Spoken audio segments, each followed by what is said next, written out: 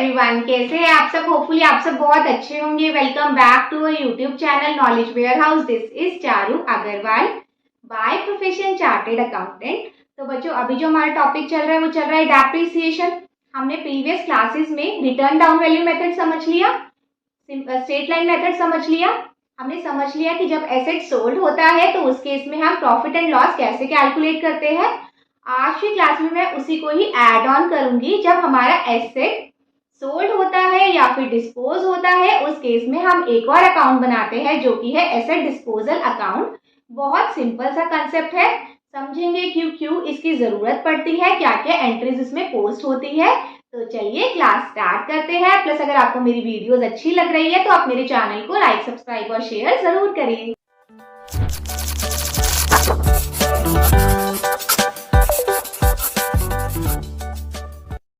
अभी तक हमने कंसेप्ट समझ लिया कि डेप्रिसिएशन होता क्या है, क्यों जरूरत पड़ती है, कौन कौन से फैक्टर्स अफेक्ट करते हैं। फिर हमने एसएलएम मेथड पढ़ लिया और डब्ल्यूडीवी मेथड पढ़ लिया। प्लस हमें प्रोविजंस मेंटेन करना भी सीख लिया, कैसे प्रोविजन फॉर डेप्रिसिएशन मेंटेन होता है। आज हम एक नई चीज सीखते हैं, वो भी बहुत इंपॉर्टेंट है डेप्रिसिएशन के पॉइंट ऑफ व्यू से। एसेट डिस्पोजल अकाउंट बहुत सिंपल सा है। हमें ऑलरेडी एसेट डिस्पोजल अकाउंट की कैलकुलेशंस तो आई गई, बस हमें क्या करना है, हमें अलग से अकाउंट बना के और उसमें डालना है। देखो, एसेट डिस्पोजल अकाउंट नाम से ही पता चल रहा है कि कोई अगर एसेट हम डिस्पोजल मतलब उसे खत्म कर देते हैं या बेच देते हैं या कि स्क्रैप कर देते हैं, मतलब डिस्पोज कर देते हैं किसी एसेट्स को, तो इस उसी केस में हम बनाते हैं एसेट डिस्पोजल अकाउंट। जैसे अभी तक हमने क्या सीखा है, हम बेचते थे ना, कोई मशीनरी का बेच देते थे या फिर उसकी जगह नई मशीनरी खरीदे, तो उस केस में हम क्या करते थे, हम एसेट में ही उसकी सारा प्रॉफिट एंड लॉस निकाल लेते थे। लेकिन अब हम क्या सीखेंगे एसेट डिस्पोजल अकाउंट में कि देखो सपोज आपकी एक मशीनरी है, कोई हम आपकी 1 लाख की मशीनरी है, 1 लाख की मशीन में कोई आपने 10,000 वाला पार्ट सेल आउट कर दिया, तो उस केस में मैं क्या करती हूँ, उस केस में मैं बनाऊंगी अपना एसेट डिस्पोजल अकाउंट। बहुत सिंपल सा है, अभी तक हमने कैलकुलेशन सारी सीख ली है इसकी। तो आगे बस हमें क्या करना है, ये नया कॉन्सेप्ट समझना है कि कैसे एसेट डिस्पोजल अकाउंट बनता है। ठीक है, अगर कोई हमारे पास मशीनरी है, उसका एक पार्ट हमने बेच दिया है, तो उस केस में हम क्या करेंगे, एसेट डिस्पोजल अकाउंट बनाएंगे कि उस डिस्पोजल अकाउंट में हम निकालेंगे कितना प्रॉफिट या लॉस पे हमने उस पार्ट को बेचा है। क्लियर। तो हम उठाते हैं इलुस्ट्रेशन उठा के हम समझने की से कोशिश करते हैं कि कैसे बनता है एसेट डिस्पोजल अकाउंट। देखो हमारा क्या illustration, Devendra had amongst other assets machinery at a gross value of rupees 5 lakh on which accumulated depreciation amounting to rupees 2 lakh. A machinery purchased of rupees 2 lakh having accumulated depreciation amounting to rupees 80,000 was sold during the year for rupees 1,35,000. You are required to determine the profit and loss on the machine sold preparing the asset disposal account. ठीक है, हम पहले अपना जैसे हम बनाते थे ना कि क्या क्या इस इलुस्ट्रेशन में हमें बोला हुआ है, हम वो बना लेते हैं वैसे वैसे। कि देखो Devendra had among other assets machinery, other assets के साथ साथ मशीनरी है उसके पास जिसकी ग्रॉस वैल्यू कितनी है 5 लाख, और उसमें हमने एक्यूमुलेटेड डेप्रिसिएशन अमाउंट कितना डाला है 2 लाख रुपए का। ठीक है, उसके पास मशीनरी कितने की है, मशीनरी है उसके पास 5 लाख की, जिसमें से कि अभी तक डेप्रिसिएशन इकट्ठा कितना हुआ है, हमारा डेप्रिसिएशन 2 लाख का इकट्ठा हो गया है। उसके बाद वो क्या बात बोल रहा है, a machine purchase for rupees 2 lakh having accumulated depreciation amounting to rupees 80,000 was sold during the year for rupees 1,35,000। एक मशीन जो मैंने 2 लाख में परचेज की थी और उसका डेप्रिसिएशन अभी तक कितना इकट्ठा हो गया 80,000 रुपए, वो मैंने सोल्ड कर दी है ड्यूरिंग द ईयर 1,35,000 में। क्लियर। तो मुझे क्या निकालना है, उसका प्रॉफिट एंड लॉस निकालना है मशीनरी का, कि हमने उस मशीनरी को बेच के कितना प्रॉफिट या लॉस कमाया है। ठीक है, सिंपल। एक पार्ट है मशीनरी, एक मशीनरी है जो कि हमने 2 लाख की परचेज की थी। कितनी की परचेज की थी, 2 लाख की। क्लियर। और उसका अभी तक एक्यूमुलेटेड डेप्रिसिएशन, अभी तक जितना भी साल वो मशीनरी यूज हुई होगी, अभी तक उसका हमने डेप्रिसिएशन कितना इकट्ठा कर लिया, 80,000। हमने क्या किया, यहाँ पर 80,000 डाल लिया। क्लियर। और वो मशीनरी कितने की बिक गई हमारी, 1,35,000 की। देखो ये तो सिंपल मैथमेटिक्स हो गई आपकी, जो हमने मैथ्स में भी सीखा है कि कोई 2 लाख की चीज है, ठीक है, कोई 2 लाख की चीज है, उसको हमने उसका अभी तक खर्चा कितना बुक कर दिया, 80,000। हमने उसका डेप्रिसिएशन कैलकुलेट कर लिया, 80,000 अभी तक हमने पीएनएल में डाल दिया। जैसे कि हमने अभी तक क्या सीखा है, हमने सीखा है कि जब भी हम एसेट परचेज करते थे तो हम एंट्री क्या करते थे, हमारी एंट्री क्या होती थी एसेट परचेज के साइन। एसेट हमारा बढ़ता है, एसेट हमारा बढ़ता है तो हम क्या करते हैं, asset account debit to bank account, हम यही करते थे। और जब भी हम इसके अगेंस्ट डेप्रिसिएशन बुक करते हैं, आप देखो डेप्रिसिएशन क्या है, डेप्रिसिएशन मेरा लॉस है, मेरा खर्चा है। तो जो भी हमने नॉमिनल अकाउंट में क्या पड़ा हुआ है भैया, ठीक ठीक लगा ले, जो भी हमारा खर्चा होगा उसको हम क्या करेंगे, डेबिट करेंगे। तो डेप्रिसिएशन क्या है, हमारा लॉस है, खर्चा है, तो हम उसको डेबिट करेंगे। और देखो डेप्रिसिएशन लगाने की वजह से हमारा क्या हो रहा है, हमारा एसेट कम हो रहा है। अगर एसेट कम होता है तो मैं क्या करती हूँ, क्रेडिट करती हूँ। तो जब भी मेरा डेप्रिसिएशन लगता है तो मैं क्या करूंगी, depreciation account debit to asset account, मैं यही डालती हूँ अपना। यही एंट्रीज हमने अभी तक पढ़ी है। तो देखो इस केस में तो बिल्कुल ही सिंपल है। इस केस में ये कह रहा है कि 2 लाख रुपए का मेरा एसेट है और अभी तक इस एसेट के अगेंस्ट मैंने डेप्रिसिएशन बुक कर लिया 80,000, मतलब मैंने 80,000 बुक कर लिया। तो मैंने खरीदा होगा तो एसेट में कितना डाला होगा, 2 लाख रुपए डाला होगा और 80,000 से उसका डेप्रिसिएशन बुक कर लिया। अभी तक मैंने यही एंट्री सीखी है। क्लियर। तो देखो सिंपल सी अगर मैं आपको कैलकुलेशन बताऊँ, 2 लाख की मशीनरी थी, अभी तक हमने डेप्रिसिएशन कैलकुलेट कर लिया उसका 80,000, है ना। तो मेरा कितना बचेगा, 1,20,000। 1,20,000 की मशीनरी जो मेरी बुक्स में खड़ी है वो मैंने क्या किया, वो लाख मैंने बेच दी 1,35,000 में। क्लियर। अगर कोई चीज मैंने 1,20,000 की 1,35,000 में बेच दी तो मेरे को क्या होगा, प्रॉफिट हो जाएगा 15,000 का। सिंपल सा है। क्लियर। यही होना है। तो बस इसको क्या करना है, इसको मैंने एक डिस्पोजल अकाउंट जो मेरा सिलेबस में है मैंने उसमें डालना है। ये एक डिस्पोजल अकाउंट बना के मुझे उसमें पोस्टिंग करनी है। ये हमने बना लिया अपना एसेट डिस्पोजल अकाउंट। ये मेरा बन गया एसेट डिस्पोजल अकाउंट। यहाँ पर हमने लिखा डेट, पर्टिकुलर्स, ये मेरा हो गया अमाउंट इन रुपी, ये डेट, ये particular, amount in rupee. Clear. Simple सा हमने फॉर्मेट तैयार कर लिया। देखो अब इस इलस्ट्रेशन में हमें डेट वगैरह कुछ भी गिवन नहीं है, हमें सिंपल सा सिर्फ बता रखा है समझाने के लिए, ये छोटा सा इलस्ट्रेशन बना रखा है कि हमें कैसे एसेट डिस्पोजल अकाउंट बनाना है और कैसे प्रॉफिट एंड लॉस उसमें कैलकुलेट करना है। तो डेट का कॉलम हम क्या छोड़ेंगे, ब्लैंक छोड़ेंगे। ठीक है। और हम क्या करेंगे, एसेट डिस्पोजल अकाउंट में, देखो एसेट डिस्पोजल अकाउंट में क्या होता है कि जितनी भी हमारी मशीनरी की वैल्यू खड़ी होती है ना, जैसे कि मेरा ये सपोज ये मेरा मशीनरी अकाउंट है, ठीक है, ये मेरी मशीनरी अकाउंट है। मैंने मशीनरी खरीदी सपोज 2 लाख की। एक अलग एग्जांपल दे देती हूँ, चलो मैं अलग से 1 लाख लिख देती हूँ। फिर मैंने उस पर 20,000 रुपये डेप्रिसिएशन लगा दिया, कितना बच गया बच्चों मेरा, 80,000। फिर मैंने क्या किया, नेक्स्ट ईयर में 1 लाख, 1 लाख। फिर मैंने क्या किया, नेक्स्ट ईयर में इसको 80,000 उतार दिया। 80,000 मैंने फिर 20,000 का डेप्रिसिएशन लगा दिया, तो मेरा कितना बच गया, 60,000।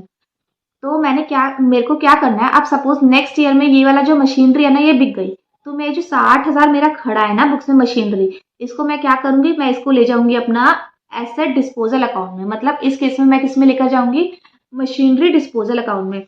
मैं मशीनरी अकाउंट में ना कैलकुलेशन करके इस जितना भी मेरा मशीनरी का अमाउंट खड़ा हुआ है ना बुक्स में मशीनरी अकाउंट में, उसको मैं पूरा का पूरा ले जाऊंगी मशीनरी डिस्पोजल अकाउंट में। किसमें लेके जाऊंगी, मशीनरी डिस्पोजल अकाउंट में। तो जब भी मैं मशीनरी डिस्पोजल अकाउंट में लेकर जाऊंगी तो मैं उसकी एंट्री क्या करूंगी, देखो मशीनरी अकाउंट क्या हो रहा है, मशीनरी अकाउंट क्या हो रहा है, मशीनरी क्रेडिट हो रहा है क्योंकि मैं इसको लेकर जा रही हूँ। तो मैं क्या एंट्री बच्चों, मैं क्या एंट्री करूंगी हमेशा कि किस मेरी एंट्री हमेशा क्या होगी, मशीनरी डिस्पोजल अकाउंट, यहाँ पर स्पेस नहीं है ना, तो मेरी बच्चों क्या एंट्री होगी, machinery disposal account debit to machinery account. हमेशा मेरी एंट्री ये होगी कि मैं जो पूरा का पूरा मेरा मशीनरी अकाउंट में उसके अगेंस्ट बैलेंस खड़ा हुआ है, ये 60 के 60,000 मैं क्या करूंगी, मशीनरी डिस्पोजल अकाउंट में ले जाऊंगी। मशीनरी डिस्पोजल अकाउंट में यू का यू 60 के 60 ले जाऊंगी। यहाँ पर इस मशीनरी अकाउंट में मैं उसकी कैलकुलेशन नहीं बनाऊंगी, मैं क्या करूंगी, उसको अलग से डिस्पोजल अकाउंट में ले जाऊंगी। तो ये मेरा क्या है, डिस्पोजल अकाउंट। ये मेरा सपोज, ये जो मेरा इलस्ट्रेशन दे रखा है कि 2 लाख की मेरी मशीनरी है वो बिक गई, तो सपोज मेरे पास अगर ये मशीनरी अकाउंट है, मैं एक थोड़ा सा रफ ड्रॉ करके दिखा रही हूँ। सपोज आपके पास ये मशीनरी अकाउंट है, मशीनरी अकाउंट में आपका चलता आ रहा है चीजें, 5 लाख की मशीनरी चलती आ रही है, ठीक है, वो 2 लाख डेप्रिसिएशन हो गया, 2 लाख ऐसे करके। अब वो वाली जो मशीनरी है जो आपकी बिक गई, 2 लाख वाली मशीनरी है जो आपकी बिक गई, और उसमें एक्यूमुलेटेड डेप्रिसिएशन था 80,000, तो मैं क्या करूंगी, वो पूरी की मशीनरी उठा के, जो भी मशीनरी मेरी बिक गई है, जो भी मशीनरी मेरी डिस्कार्ड हो गई, जो कि मशीनरी मैंने सोल्ड कर दी, वो पूरी की पूरी उसका अमाउंट उठा के मैं क्या करूंगी, वो मशीनरी डिस्पोजल अकाउंट में ले जाऊंगी। क्लियर। मशीनरी डिस्पोजल अकाउंट कब आएगा हमारा, जबकि कोई एसेट बिका हो। अगर सपोज कोई एसेट बिका नहीं हो, चलते आ रहा हो चलते आ रहा हो, तो मेरा machine asset disposal account, machinery disposal account बनेगा ही नहीं। ये मशीनरी डिस्पोजल अकाउंट या एसेट डिस्पोजल अकाउंट मेरा कब बनेगा, जब कोई मशीनरी सोल्ड आउट होगी, जब कोई मशीनरी मैंने स्क्रैप कर दी होगी, डिस्कार्ड कर दी होगी, तब जाके मेरा मशीनरी डिस्पोजल अकाउंट बनेगा। देखो ये नाम से ही बता रहा है कि जब मैंने उस एसेट को डिस्पोज कर दिया तभी मेरा बनेगा ये अकाउंट। अदरवाइज अगर मेरा स्मूथली चलता आ रहा है एसेट बुक्स के अंदर, तो मेरा उसका कोई रोल नहीं है। और कब, किस ईयर में बनेगा, जिस ईयर में हमने वो मशीनरी खत्म की है, जिस ईयर में वो मशीनरी मैंने बेची है, सोल्ड की है, स्क्रैप कराया, डिस्कार्ड कर दिया।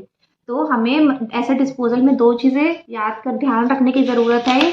ये कब बनेगी, जब मेरी सोल्ड हुई है, और किस टाइम के लिए बनेगी, जिस ईयर में, year of cell.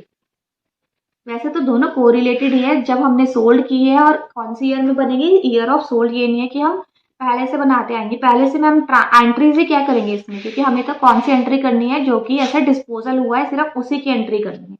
Clear.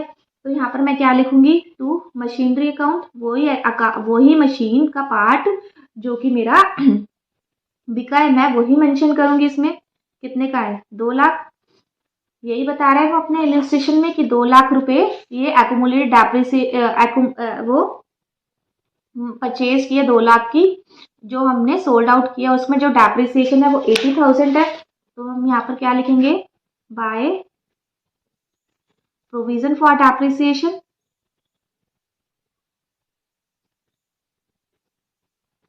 Clear. Provision for depreciation बच्चों मेरा कितना आएगा, मेरा आएगा 80,000। ये हमें मेंशन है कि 2 लाख की मशीनरी के अगेंस्ट मैंने कितना प्रोविजन क्रिएट किया हुआ है, एक्यूमुलेट कितना हुआ है डेप्रिसिएशन, 80,000। क्लियर। और उसके बाद वो क्या कह रहा है कि वही मशीनरी मैंने 1,35,000 में बेच दी है।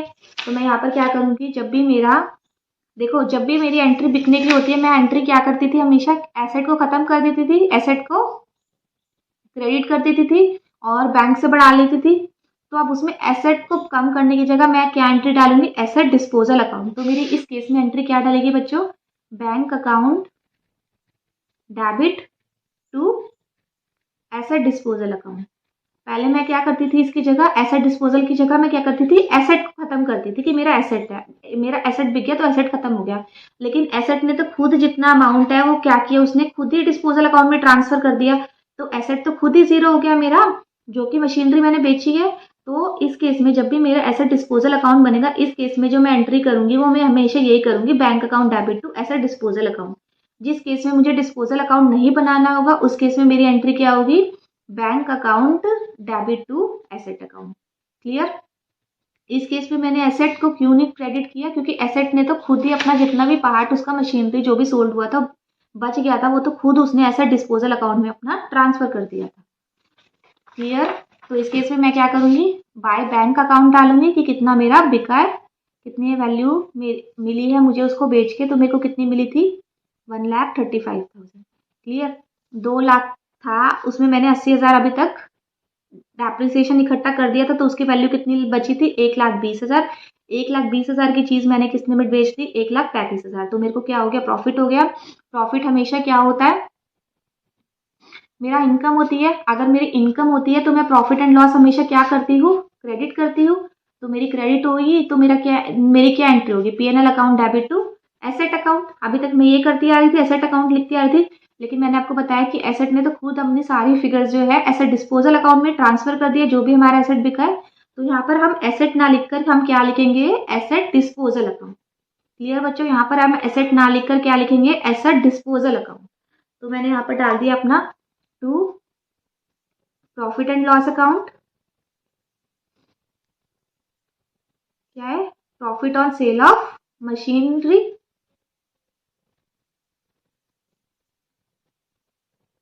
तो मेरा यहाँ पर क्या आएगा, 15,000 का हमें हुआ है।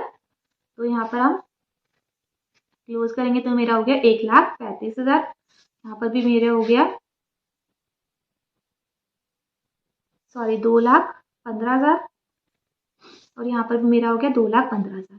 क्लियर, सबको ये चीज क्लियर हो गई। बहुत सिंपल सा था। देखो हमने एसेट डिस्पोजल अकाउंट आज डिस्कस किया है। एसेट डिस्पोजल अकाउंट, सबसे पहले तो दो चीजें ध्यान रखने की जरूरत है मुझे कि क्या क्या चीजें होती है एसेट डिस्पोजल अकाउंट में। मेन तो ये है कि ये तभी बनता है जब हमारी कोई पार्ट ऑफ मशीनरी है वो सोल्ड हो गई हो। कोई पार्ट ऑफ मशीनरी है वो मेरी सोल्ड हो गई हो तो मैं ये बनाऊंगी अपना एसेट डिस्पोजल अकाउंट। और जो एसेट है ना, एसेट अकाउंट में जो भी पार्ट हमारा सोल्ड आउट हो गया, जो भी हमारा पार्ट सोल्ड आउट हो गया, उसकी जितनी भी वैल्यू बची है वो उठा के वैल्यू हम क्या करेंगे, एसेट डिस्पोजल अकाउंट में ट्रांसफर कर देंगे। वो हम क्या करेंगे, एसेट डिस्पोजल अकाउंट में ट्रांसफर कर देंगे और बस। और हमें वहीं का वहीं मुझे जो है वो प्रॉफिट एंड लॉस निकालना है कि प्रॉफिट होगा या लॉस होगा। मतलब कि जो बाद वाली सारी ट्रांजेक्शन है ना, उसने जो बैंक से मतलब उसके जो पैसे आए हैं एसेट सोल्ड करके या फिर उसका जो प्रॉफिट एंड लॉस निकला है, वो सारी एंट्रीज जो हम क्या करेंगे वो हम एसेट डिस्पोजल अकाउंट में करेंगे। क्लियर, देखो इसमें हमने क्या सीखा। सबसे पहले हम एंट्री क्या करते थे, जब भी हम एसेट खरीदते थे तो मेरी क्या एंट्री होती थी, मेरी एंट्री होती थी asset account debit to bank account. हमारी यही एंट्री होती थी टू बैंक अकाउंट, ये मेरी एंट्री होती थी। और जब भी हम डेप्रिसिएशन निकालते थे, हम डेप्रिसिएशन बुक करते थे, तो अगर मुझे प्रोविजन नहीं मेंटेन करना होता था, अगर मुझे देखो हम एंट्री क्या करते थे, depreciation account debit to asset account.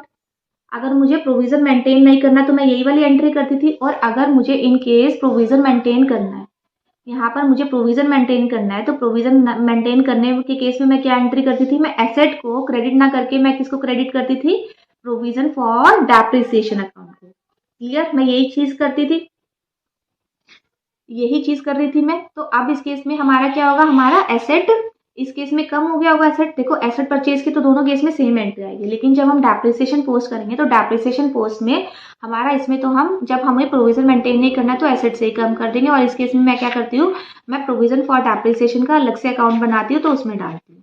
Clear, अब इसके अंदर क्या होगा कि जब हमने वो एसेट हम डिस्पोज कर दिया, वो एसेट हमारा बिक गया, वो एसेट हमारा बिक गया, तो मेरी जितनी भी वैल्यू इस एसेट अकाउंट में इस एसेट से रिलेटेड एंट्री अमाउंट पड़ा होगा वो मैं क्या करूंगी, पूरा का पूरा एसेट डिस्पोजल अकाउंट में ट्रांसफर कर दूंगी। मैं क्या करूंगी, पूरा का पूरा एसेट डिस्पोजल अकाउंट में ट्रांसफर कर दूंगी। तो इस केस में मेरी क्या एंट्री होगी, मेरा जितना भी एसेट खड़ा होगा वो मेरा एसेट डिस्पोजल अकाउंट में ट्रांसफर हो जाएगा।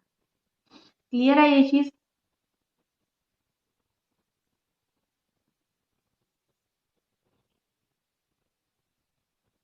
तो मेरी एंट्री क्या होगी, asset disposal account debit to asset account.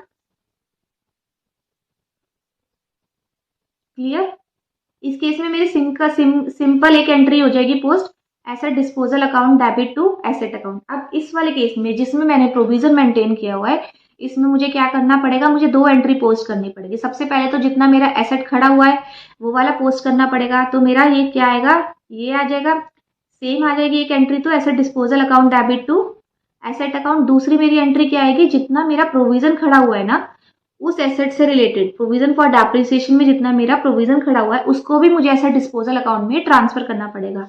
तो मेरी इस केस में एंट्री क्या होगी, provision for depreciation to asset disposal account, to asset disposal account. Clearly अब मैं इन दोनों को एक छोटे से इलुस्ट्रेशन से समझाती हूँ। जैसे कि आपका जो एसेट है सपोज वो 1 लाख रुपीज का खड़ा है और उसमें जो डेप्रिसिएशन है अभी तक वो 20,000 रुपीज लगी है। तो देखो इस केस में तो क्या है, मेरा यहाँ पर एसेट टू बैंक मैंने क्या कर दिया, एसेट और टू बैंक मैंने क्या किया है, मैंने एंट्री क्या डाल दी, asset account debit to bank account. मैंने क्या किया यहाँ पर 1 लाख रुपीज लिख दिए। दूसरे केस में मैंने डेप्रिसिएशन की एंट्री करनी है तो मैंने डेप्रिसिएशन की एंट्री क्या की, देखो वो जो डेप्रिसिएशन की एंट्री है वो सेपरेट है, जो हम PNL account debit to depreciation करेंगे मैं वो वहाँ पर डिस्कस नहीं करी, क्योंकि मेरा मेन कंसर्न अभी यहाँ पर इस इलस्ट्रेशन में क्या है, इस वीडियो में क्या है कि मैं आपको एसेट डिस्पोजल अकाउंट बताऊँ। तो वो वाली एंट्री मैं नहीं करके दिखा रही, यहाँ पर मैं मेन एंट्री कर रही हूँ जिसमें एसेट डिस्पोजल अकाउंट में आपका इम्पैक्ट आएगा। तो इस केस में मेरा क्या हो जाएगा, मेरा इस केस में हो जाएगा depreciation account debit to asset account 20,000।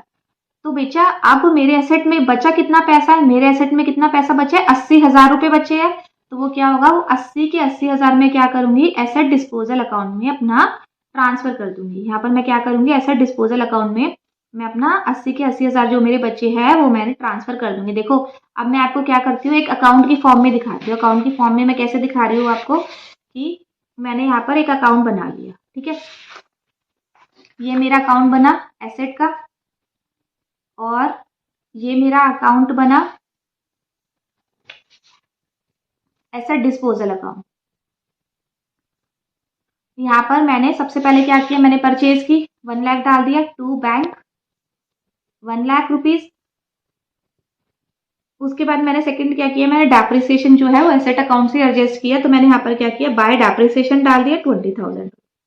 अब देखो उस एसेट की कितनी वैल्यू बच गई, 80,000।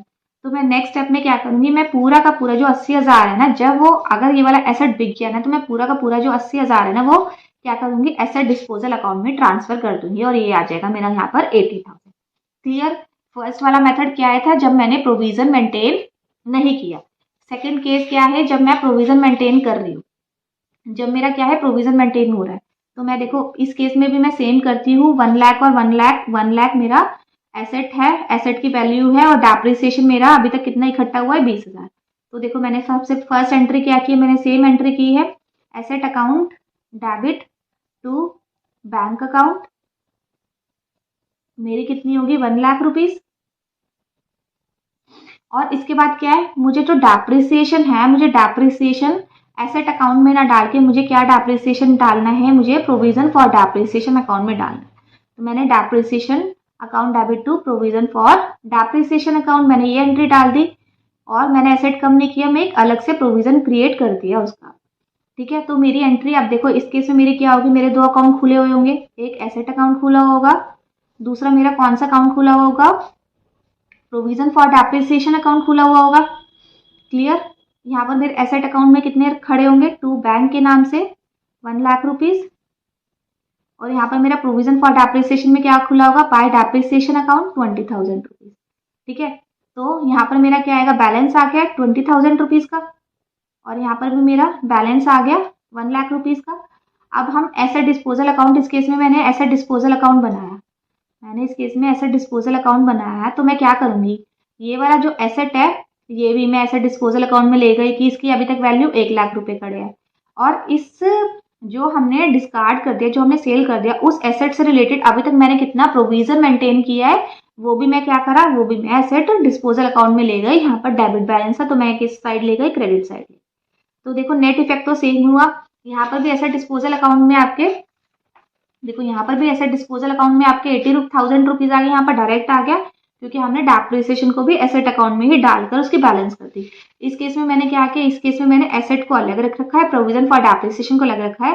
तो मैंने एसेट डिस्पोजल अकाउंट में दोनों की ही बैलेंसिंग फिगर डाल के फिर एसेट डिस्पोजल अकाउंट में प्रॉफिट एंड लॉस की कैलकुलेशन करूंगी।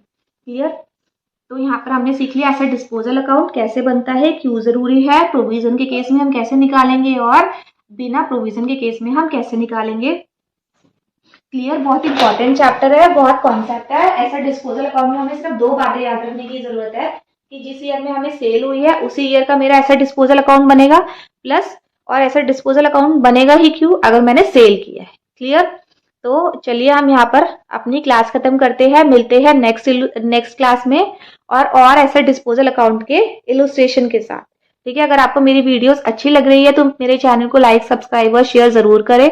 बाकी अगर आपकी कोई क्वेरीज है तो आप मुझे कमेंट बॉक्स में डालें। प्लस अगर आपको कोई ऐसा टॉपिक लग रहा है जो आपको समझ नहीं आया तो प्लीज आप मुझे कमेंट बॉक्स में डाल दें, मैं उसकी वीडियोस बना के आपको जरूर पोस्ट करूँ।